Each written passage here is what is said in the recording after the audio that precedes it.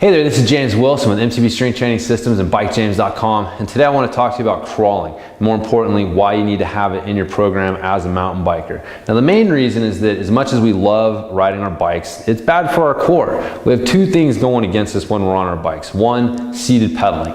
When we're sitting down, our core is disengaged. It's not as active and engaged as when we're standing up. And we're also rounding at the low back when we're sitting down. It's really hard to keep good neutral spine position when you're in your seated pedaling position. So we've got a kind of weak disengaged core and a bad low back position most of the time when we're sitting down. It's really hard to avoid those two things.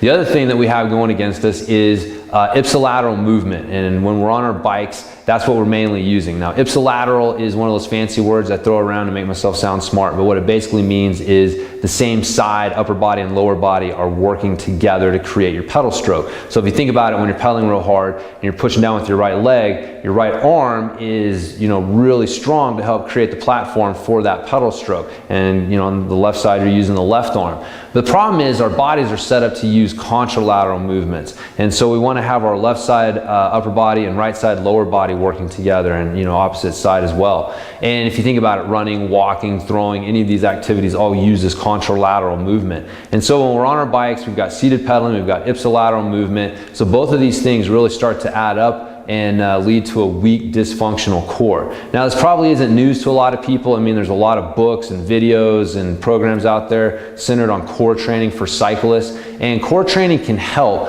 but for a lot of riders, the key is going to be crawling. And the reason that crawling is so good for us is, one, because it uses those contralateral movements. Most of the crawling patterns that we use the left side lower body and right side upper body working together, and so we're working those contralateral patterns, so we're helping to kind of reset those X patterns that our body prefers when we're crawling, that we're kind of messing up a little bit when we're riding our bikes. The other reason is that it helps restore our foundational core strength.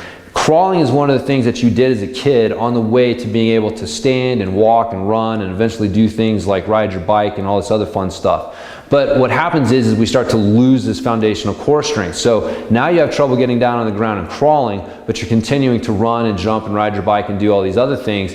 And so we're doing these high level movements on top of a kind of a weakened foundational core strength, if you will. And so crawling is going to help reset those X patterns and is going to help us restore the foundational core strength that we need. And so both these things are going to add up to a healthier, more functional core, which is going to help you on the bike. So what I want to do is show you the ways that I like to get started with crawling. I like to go nice and slow, and how do you get any slower than just staying in place and marching? And so what I'm going to do is show you a marching baby crawl and a marching crab walk and a marching ape walk. So I like to stick with what I call the ABCs of crawling, the ape walk, baby crawl, and crab walk. So I'm going to start out with the baby crawl. So you're going to get down on all fours, hands and knees. And you want to make sure you got your hands under your shoulders, the knees are underneath the hips. Good strong position here. Now the main cues for crawling, we want to make sure that we've got our shoulder blades tucked. So we don't want them, pushed, flared forward. We don't want the shoulders hunched up. We want our shoulder blades tucked down into our back pockets. We want to make sure that we have a long spine. I want length between my tailbone and the top of my head. I want to make sure that I've got my elbows locked out. So in this position here, my elbow pits, this part right here, they're facing forward. That helps lock my elbows out so that my arms can support my weight using my bones and not relying on muscle. And then finally, you want to make sure that you breathe. You'll be surprised how quickly getting into these uncomfortable positions and unfamiliar positions will make you stop breathing. And so just be conscious of your breathing, keep breathing through it, and remember to smile, and everything will be all right. So starting out nice and easy here. So what we're going to do is we're going to start out by picking up one hand and hold it. And then we pick up the other hand and we hold it. Now, here comes the tricky part. We're going to pick up one knee, but you have to imagine that you have a tray of glasses balanced on your back. And you have to pick this knee up without spilling the glasses. So the trick is to pick the knee up like this, just enough to break the ground and hold it. So for a lot of people, that's going to be a little tough. You're going to want to like twist the hips or do something, but if you just imagine keeping that tray of glasses nice and balanced on your back, then it'll help. So we're going to pick up another knee, or the other knee, and hold. Good, let's go through that sequence one more time. Hand, hand, knee, and knee. So now, after I go through that a few times, I'm going to do opposite. So I'm going to pick up the opposite hand and knee. And now we're working on these X patterns that we were talking about. We're going to hold it. We're going to bring it down. And we're going to do the other side, up and hold it. So again, you want to make sure that as you come up, you want to minimize. You don't want any weight shifts, no leaning, no twisting, staying nice and solid through the core. So again, after we do that a few times, now we're going to go to an extension. Now, a lot of people will look at this and say, hey, that's a bird dog, which is a pretty common core training exercise. But after you go through this sequence and you do it the way that I'm showing you, you'll realize that there's bird dogs and then there's like really good bird dogs. And most of us have not been doing really good bird dogs. So you want to start the same way. Pick the hand and opposite knee up, hold.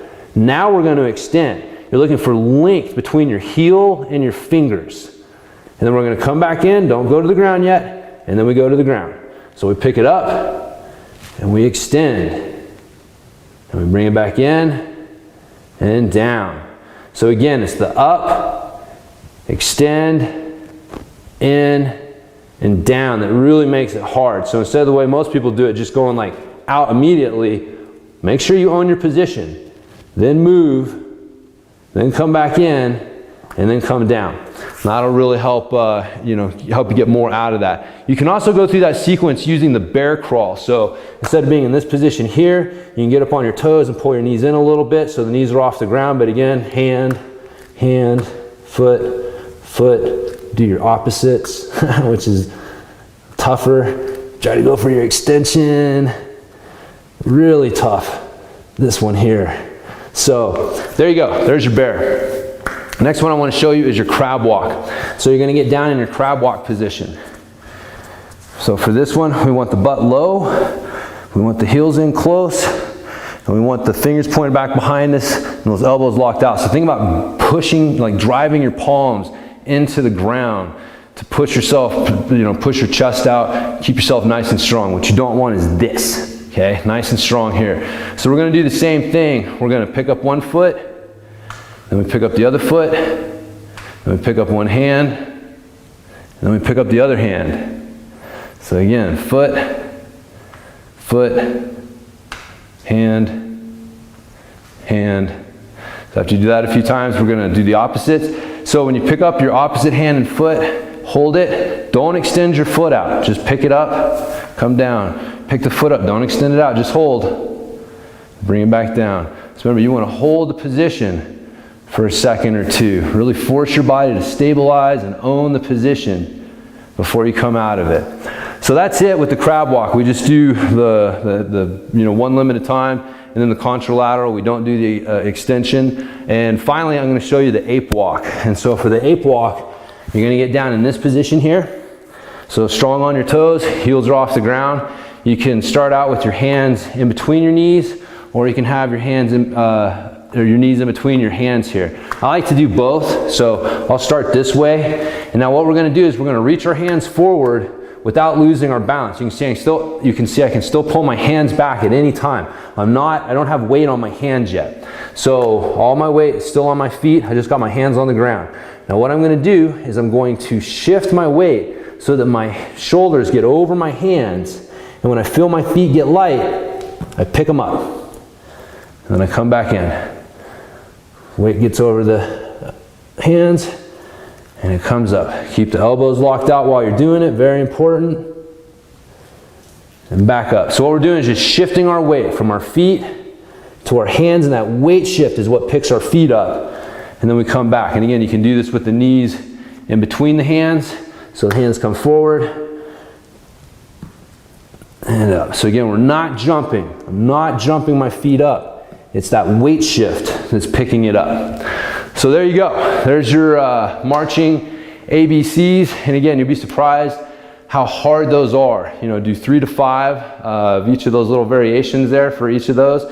Take you about 5-10 minutes to go through them all. And again, you'll be really surprised how hard not moving anywhere can actually be. So again, remember, go slow with these. You're looking for slow, controlled, graceful movements. If you're always striving for grace in your movement, then you'll do good. So slow, graceful movements, and remember to have fun. Crawling, it's not rocket science. Like I said, there are a few things you need to keep in mind, but at the end of the day, just have fun with it. Remember to smile. We're just playing here. You know, it's just working out. It's nothing serious. So there you go. So that's it for crawling. If you're interested in learning more, I do have a bodyweight program, my no gym, no problem workout. You can find out more about that at bikejames.com, and I incorporate crawling plus a lot of other great bodyweight training exercises in that program. And you can also check out Global Bodyweight Training.